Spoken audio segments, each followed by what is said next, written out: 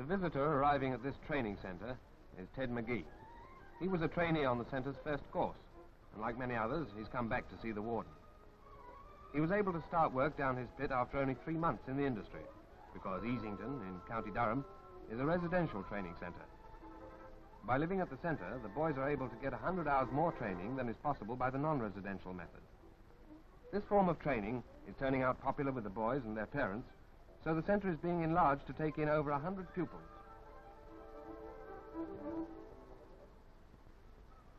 Ted has a lot to say to the warden. While he was on the course, he was particularly interested in work on the haulage engine. Because of his ability, the warden, Mr. Stevenson, strongly recommended him for this job. And now he's come back to say that he's been put on the haulage engine at Harton Pit. 4 o'clock. Lecture's over for the day, and out on the field, the referee's whistle has blown. Physical exercise is an important part of the training center's program. Those lads who have spent the day in the training gallery come back from Easington Pit. They join the footballers in a shower before sitting down to their meal.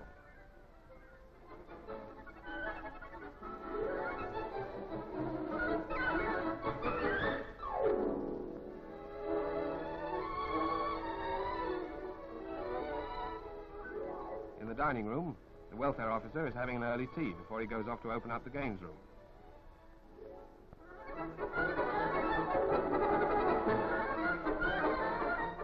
He knows it's not only lectures and physical training that are important. It's the fact that these lads work and play together in a miniature community.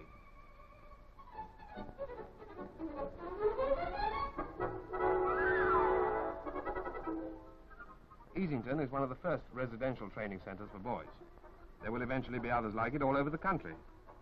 It's on the personal interest of the warden that much of the success of the new venture depends.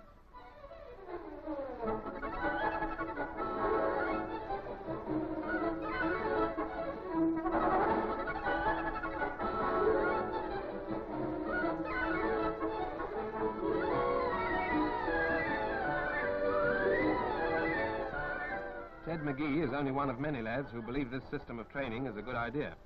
Well, he should know.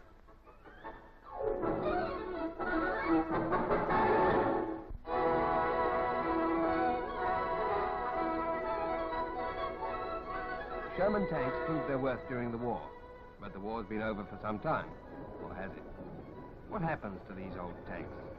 Here's a dump of 80 Shermans in Staffordshire. Someone has thought up a new use for them. A tank is picked out and driven into the adjoining factory.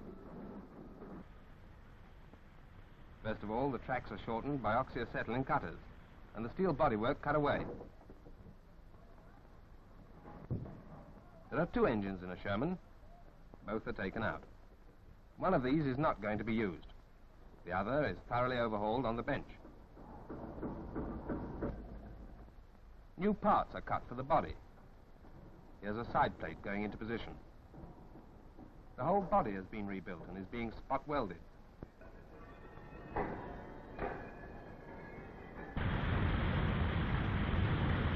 Now the bogies are put back, and the welding team goes into action again. Now we're getting somewhere. Here's a cabin for the driver. Wherever he's going, he'll be well protected.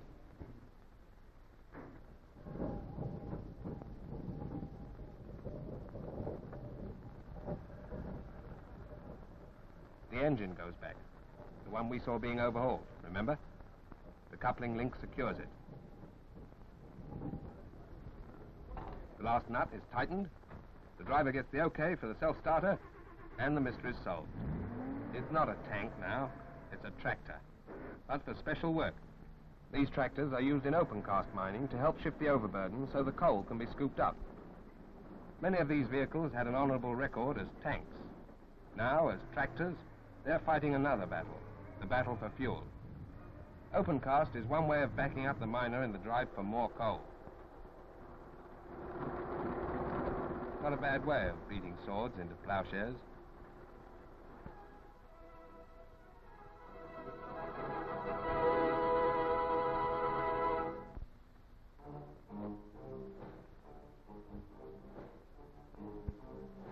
Round about January every year, we stop wondering whether enough coal is being produced underground and look upwards instead, at the weather. Remembering what happened last time, plans were laid well ahead to beat the stranglehold of winter. Where possible, stocks of coal were accumulated at the consumer's end, well in advance of the winter. In November 1946, stocks of coal totaled 8.5 million tons. In November 1947, they were 16.5 million tons, nearly double. In order to achieve this, the tonnage carried by coastwise shipping was greatly increased. More use was made of canals, which at present carry only a 50th of Britain's coal. On the railways, more pit-to-destination trains are bypassing the marshalling yards. In the yards themselves, the British Transport Commission is introducing vast new schemes of mechanization to speed the flow of coal. Some of the old 10-ton trucks are replaced by steel 16-tonners. Here's one of them. Railway workers and volunteers from among the users have been working weekends to speed turnaround of wagons. At Hazelmere, in Surrey, the local cricket team works on the trucks one Sunday in every month. Voluntary work of this sort has meant a 70% increase in wagon turnaround. But the Coal Board's major operation was the switching of tonnage from rail to road transport. Already in September 1947, just over 250,000 tons of coal a week were being transported by road. In December, though, the figure nearly doubled. As we go to press, the weather is still mild, but the stocks are there to ensure a steady flow of coal to the user.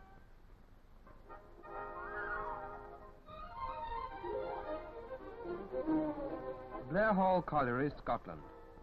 Among these men is Tom Syme, miner. This was his last shift at the pit before leaving for St. Moritz. Tom was picked for the British ice hockey team at this year's Olympic Games. At Dunfermline Station, Tom's parents and friends see him off on the first stage of his journey to Switzerland. Tom's father and his brother are there. They work in the same pit. Tom wasn't to know what we know now, that because the Americans weren't sure what team to play, there was practically an international incident. Ice hockey had to be taken out of the games proper and moved into a friendly competition. Then, on top of that, the thaw set in, and the ice began to disappear. But anyway, Tom Syme had plenty of bruises to show for his trip, and he put up a good show for us.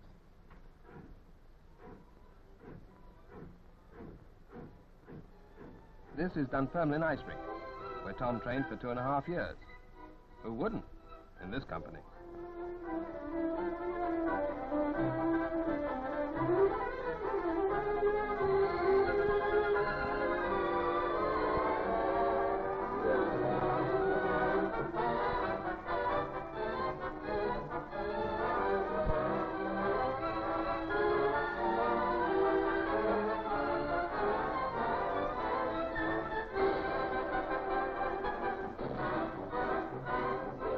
And this was Tom's last practice game with the Dunfermline senior team, playing against the juniors.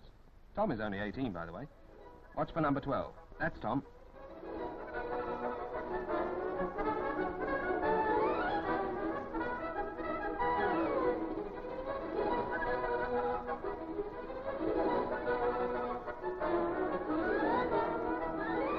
The man making the run is Tom's brother, Tiny. Tiny?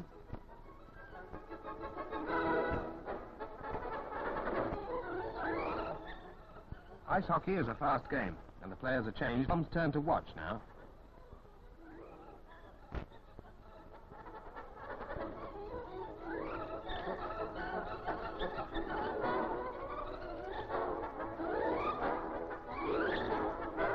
This is a game that calls for real enthusiasm as well as skill. Strenuous work after a day in the pits.